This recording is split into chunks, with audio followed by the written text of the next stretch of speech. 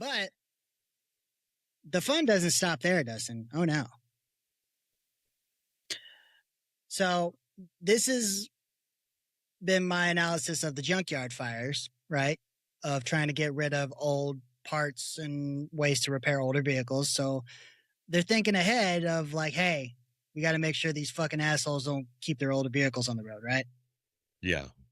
Well, they can only do so much to keep us from repairing, but for the ones that have good, older vehicles already, what are we going to do about them, right? Minnesota, HF 3865, introduced in February 27th of this year, and then further on March 2nd, proposed clarifying, expanding collector vehicle rules, Pioneer, Classic Car, Collector Plates, etc., to define allowable operations as solely as a collector's item, including club activities, exhibitions, parades, and operation on Saturday and Sunday from sunrise to sunset. They want to make sure you can only drive that car on the weekends. Oh, they could suck my dick. The New Jersey S700 2026 session is still pending review, would permit historic motor vehicles, typically 25 plus years, which is what considered a classic, for exhibition educational purposes, according occasional pleasure driving not more than 1 day per week. Yep, suck my dick. Washington, SB 5127, 25 to 26 became law effective of January 15th of this year, requires collector owners, vehicle owners that are 30 plus years old, so not 25, but 30 plus years, to to provide proof of a second vehicle for daily use. Meaning this can't be your primary vehicle. Yeah, they can suck my dick. Look, how many people out there do you see that on their daily drivers, they have a fucking, 92 Civic or, whatever. These motherfuckers still on the road. Yeah. Yeah, that's so unconstitutional and so much overreach. But beyond that, that's why remember that thing that went across a while back? I don't remember when it was, when they were doing that cash for clunkers shit. And you traded in your vehicle and they gave you an additional $3,600, $3,800, whatever for it. And like, you could literally have a vehicle that didn't even run. Like, and how am I going to say this? I know people that were buying fucking vehicles for dirt ass cheap and like $100, picking up free vehicles, just shit that didn't run, loading them up on trailers, going down and trading them in on brand new fucking trucks, and it'd be $3,600 or whatever, $5,000 per fucking vehicle they traded in, and they were walking out of there with free fucking trucks, damn near.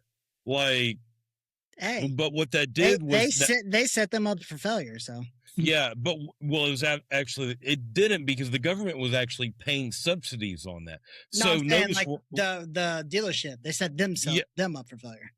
Yeah, well, it fucked the government. It fucked all the taxpayers, honestly. Like, it fucked everyone by them doing it. But the government knew what they were doing, because that was after the bailout and all that bullshit. It was them trying to make, more money back on all the cars. Yeah. Got one more from our favorite state. California SB 1392, Leno's Law, like Jay Leno, introduced in February 20th of this year, advanced out of Senate by May, so last month, focuses on expanding smog check exemptions,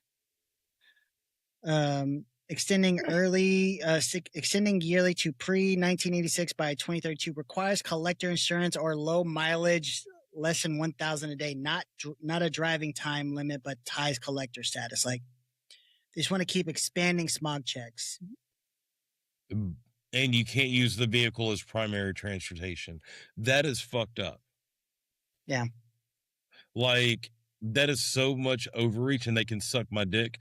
Like, a couple of those states you can bypass that law, because if you don't register your vehicle as an antique or a historical vehicle or a classic or anything like that, then essentially how that law is written is they can get fucked. You can go and have your, 92, Civic, or your, Chevy OBS or square body. And if you've got standard plates on it, they can't do shit about it because that's your daily driver.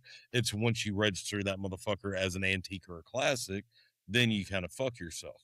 But still, it's overreach regardless. They shouldn't be doing that shit. And I don't know how that's going to get challenged in the Supreme Court. And there's no way that that's going to stand.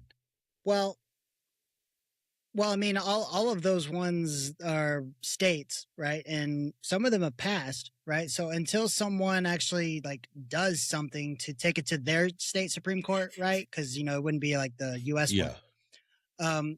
Nothing can happen. You know what I mean? Well, it's going to have to escalate to a circuit court. Like it will have to, especially because of the state upholds it, even at their level. You're going to have to escalate it to a higher circuit court. Yeah. You know what I mean? My thing is like nothing can go to that unless somebody brings it to them, right? Like, yeah. Yeah, that's what I'm saying. Which begs the question is like, is anybody going to actually do it though? Because I don't think anybody will. Not in those states. You know what I mean? Yeah. Well, and then second to that is, there's got to be people that would challenge that. There's guys like you and me in every fucking state. But then you have to see then you have to deal with which way is the fucking court leaning, which the court is supposed to be, nonpartisan. They're supposed to be a letter of the law, but we all know that's bullshit. Yeah, but if you can come in there and show some sort of constitutional authority and government overreach, then that doesn't matter. I love what I know, but it doesn't matter. that's why I'm saying that's where you have to escalate it up to the next level, and you go up the chain of command until you get to whichever circuit court you get in that says, no, this is unconstitutional. There's a ruling against it. You know what I mean? Yeah. Because that's super tyrannical. That is way fucking tyrannical.